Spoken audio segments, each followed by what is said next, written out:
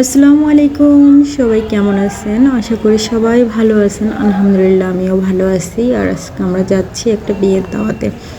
অবশ্য বিয়ের দাওয়াতে যাওয়ার আগে আমি কনফিউজড ছিলাম যে আমি যাব কিনা। পরবর্তীতে যখন শুনলাম যে রাকিব ভাইয়ের বিয়ে আর এত দূর থেকে এসে আমাদেরকে দাওয়াত দিয়ে গেছে, তো মানে যাওয়াটা উচিত। আর আমার চাইতেও বেশি এক্সাইটেড ছিল আমার হাজব্যান্ড।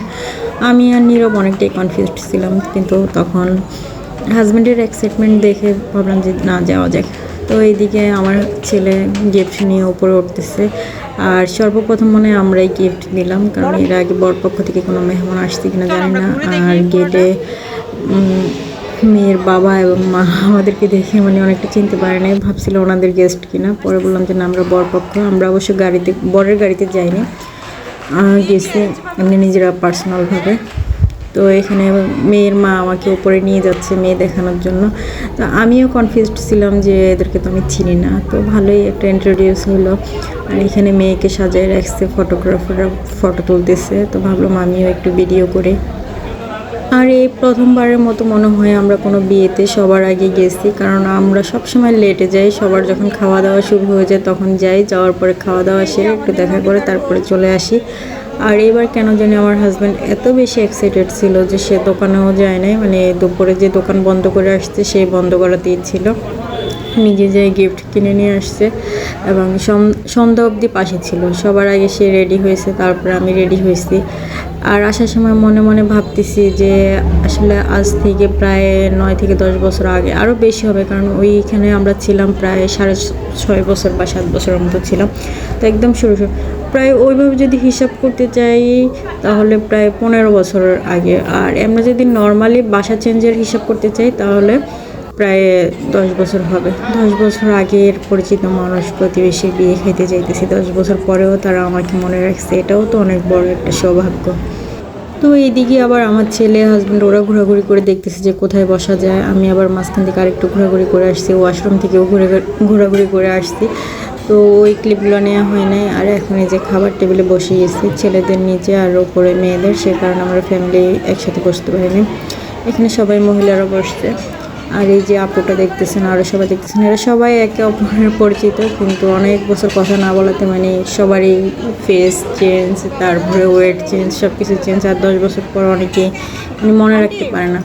আর খাবার মাসাল্লাহ খুবই ভালো ছিল, রোস্টও ভালো লাগছে। তারপর সবচেয়ে 1 নম্বরে ছিল যে জর্দা ভাত, তারপরে মাছের কারি, তারপরে কী বলে রোস্ট, তারপর সব মিলে সবগুলোই ঠিক ছিল। তবে আচারটাও ভালো লাগছে আমার। আর আমার পাতে আমার পাশের আন্টি 1 পিস গরুর মাংস তুলে দিছে, আবার ওনার রেজালা তুলে দিছে। তো ওই দুইটা খাইতে পারি না, ওই দুইটা আবার আমি প্লেটে তুলে রাখছি। একটা বড় প্লেটে দিছি, একটা এমনি প্লেটে তুলে রাখছি। খাবার নষ্ট করা ভালো না তাই। আর এইখানে হয়েছে যে এটা কী বলে বোরহানি। তো খাওয়া দাওয়া শেষ, ওয়েটারে গরম পানি এনে দিল। তো এখানে হাত দিলাম, হাত ধোয়া শেষে তো অবশ্যই টিপ দেওয়া লাগবে, সেটাও দিছি। আমি ভাবতেও পারি নাই যে আমি রাকিব ভাইয়ের বিয়ে খাবো, কারণ শহরের বাড়িতে কে কার সাথে এত বছর পরেও মনে রাখে। কত নিজের আত্মীয় স্বজন, ভাই ব্রাদারের বিয়ে শাদী খাইতে পারি না, দূরে থাকি, অন্য শহরে থাকি, সে কারণে। কিন্তু ওনার বিয়ে খাওয়া আমাদের রিজিকে ছিল, সে কারণে ওনার বিয়ে অ্যাটেন্ড করতে পারছি, খাইতেছি, এটাই আর কি। তো খাওয়া দাওয়ার পালা শেষ, এবার ভাবতেছি আমার হাজব্যান্ড আর পোলার খবর কি, ওদের খবরটা একটু নিয়ে আসি। তা আমি 3 তলা থেকে 2 তলায় যাচ্ছি। আর এখন দেখতেছি যে অনেক গেস্ট আসতেছে, আর আমরা যখন আসছি তখন একটু আগে।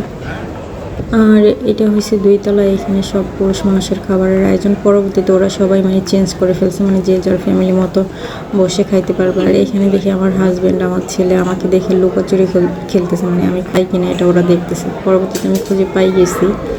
আর 2 তলাতেও মোটামুটি গেস্ট কম হয় না, অনেক অনেক গেস্ট চলে আসছে। আমরা যখন আসছিলাম তখন মানে এত বেশি ছিল না। এদিকে আমার জামাইও সবার সাথে মানে পরিচয় হচ্ছে, মানে খুঁজে বের করতেছে। আর আমিও মানে খুঁজতেছিলাম, আমি স্পেশালি খুঁজতেছিলাম যে আমরা যে তখন একসাথে যারা যারা ছিলাম, যেমন লাবলু ভাই, তারপর আরও যারা ছিলাম পরিচিত মানুষ, তারা কেউ আসছে কিনা দাওয়াতে। কয়েকজন এলাকার, বেশিরভাগ মানুষ এলাকার দেখছি। তারপরে এখানে আবার একটু আমি বলি, এখানে আমি খাই দিয়ে বসে আছি নবিতার জন্য। নবিতা কখন আসবে, নবিতাকে দেখে তারপরে যাব। নয়তো আমরা সাধারণত অন্য কোনো বিয়েতে মানে খাওয়া দাওয়ার পরে বরকনে দেখে মাত্র চলে আসি। তো আজকে নবিতার জন্য অপেক্ষা করতেছি প্রায় 1 থেকে 1.5 ঘন্টা। এইদিকে আবার নাজমুল ভাই এখানে দাঁড়ায় দাঁড়ায় কথা বলতেছে আমার জামাইরা। আমি জিজ্ঞেস করতেছি এলাকার আর কেউ আসেনি, বলে যে আসছে নাজমুল, ওরা কল দিছে, ওরা আসতেছে। আর এলাকার অনেকেই ছিল, কারণ এখানে এখানে অফিসের স্টাফদের বেশিরভাগ দাওয়াত করা হয়েছে, তো অফিসের অনেক স্টাফরাই ছিল এখানে। আর মেয়ের মা এবং মেয়ের বাবা দুইজনেই অনেক মিশুক ছিল। প্রথম আমিও কনফিউজড ছিলাম, ওনারাও কনফিউজড ছিল যে কোন পক্ষ থেকে গেছে, কারণ মেয়ের বাবাও আমাদের পরিচিত ছিল, আবার ছেলে সে তো আমাদের পরিচিতই। তারপরে যাই হোক, এখানে হয়েছে যে আমার ফুফাতো ভাইয়ের বউ, ফুফাতো ভাইয়ের বাচ্চা, ওরা দাঁড়ায় আছে। ওরা কখন আসি কখন খাইছে আমি টেরও পাইনি। পরে দেখে আবার ওদের সাথে যাই একটু কথা বলে আসলাম। আবার এই দিকে আমার জামাইরে বলতেছি যে ওরা তো খেয়ে চলে যাচ্ছে না, তো আমার হাজব্যান্ড বলতেছে বসি না, এলাকার আরও মানুষজন আসবে তো একটু দেখি।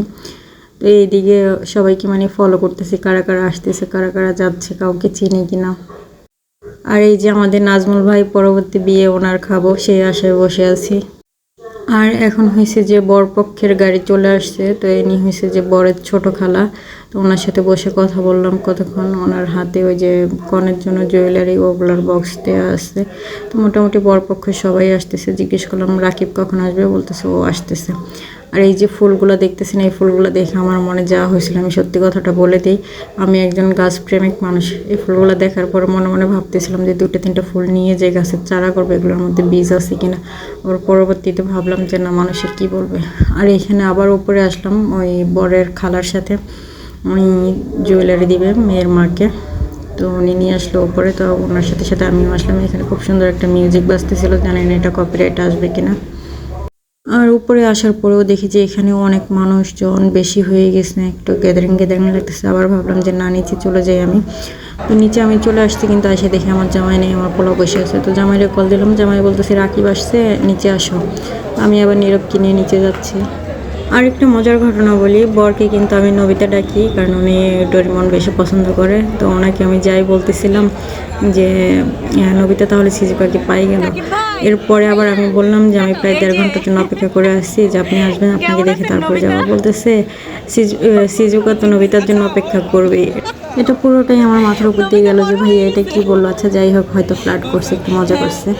তো বিয়েটা ভালোই এনজয় করছিলাম। উনি আমাকে বলছিল যে পুরো বিয়েতে থাকার জন্য, কিন্তু আমি চাইলে থাকতে পারতাম, কিন্তু কেন জানি আবার মন টানলো না, বাসায় চলে আসলাম। তো টাটা বাই বাই, সবাই ভালো থাকবেন।